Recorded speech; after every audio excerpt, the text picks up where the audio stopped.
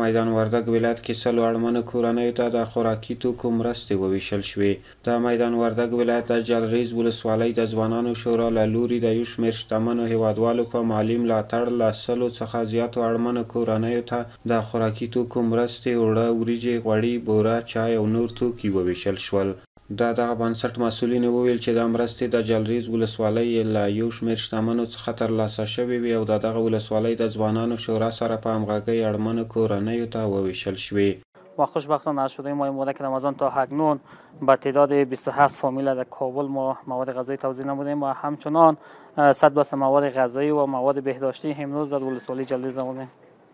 در مجموع 10 قلم جنس است که 4 بسته 4 قلمش مواد بهداشتی است و 6 قلمش مواد غذایی و هر بسته مواد ما به ارزش 4200 افغانی است. و این کمک ها از طرف خیرین همین ولسوالی بوده که از داخل و خارج برای ما یا به گونه ارتزاقی روان کردن یا پول نقد روان کردن و ما خریداری کردیم و خوشبختانه امروز شاهد توزیع از این کمک ها برای مستحقین در ولسوالی جلریز هستیم. خوشحال هستم که امروز ما در بین مردم یک پل قرار گرفتیم بین فقرا و نیازمندا و تاجرین و سپاس امتنان میکنم از خیرین که لطف کردن اما مسئولیت ایمانی و اخلاقی خود به جا آوردن و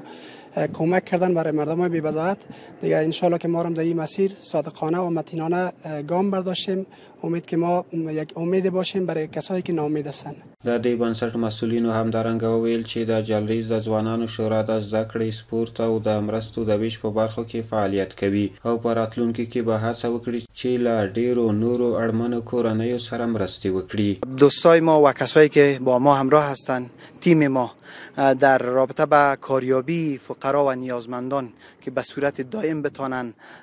کار پیدا بکنن و اونا دیگر نیاز به این کمک ها نداشته باشن، ما تلاش کردیم. خوشبختانه تعداد زیادی از فامیلا را در همینجا و در کابل ما وسایل برایشان تهیه کردیم که اونا خودشان روزانه میتونن 100 یا 200 یا 300 افغانی را به دست بیارن و کمک شوند در قسمت فامیل خود، در تکافؤ و نیازمندی فامیلشان. برنامه تعلیمی، برنامه ورزشی و فرهنگی تمامش پیش میبره که از جمله مرکز ولسوالی جلریز زیبا که الحمدلله 300 شاگرد داره و در این بخش فعالیت میکنه و امروز که جمعه است اگر نه همه روزایی که در مکتب دروسشان جریان داره و در ضمنش تاسیس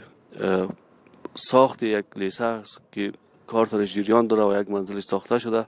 که الحمدلله امی مردم ولسوالی جلریز و امی گروپ جوانان و دیگه انجینر صاحب و خطیب صاحبینایی که هستن، ملک صاحب در کنار ما هستند که ما بتونیم مکتب بخیر جور کنیم و آماده کنیم. و پیام برای کسایی که ما را از طریق شما ویدیوی شما بیننده هستند، پیام این است که همکاری کنند تا ما بتونیم بخیر مکتب به سر برسانیم و یک زیربنایی را بر جامعه خود ساخته باشیم تا دیگه از بهره تعلیم کسی محروم نمانه. مدت 3 سال میشه ما در ولسوالی جلریز در بخش‌های تعلیمی و ورزشی کار میکنیم و این سال در ماه مبارک رمضان خواستیم که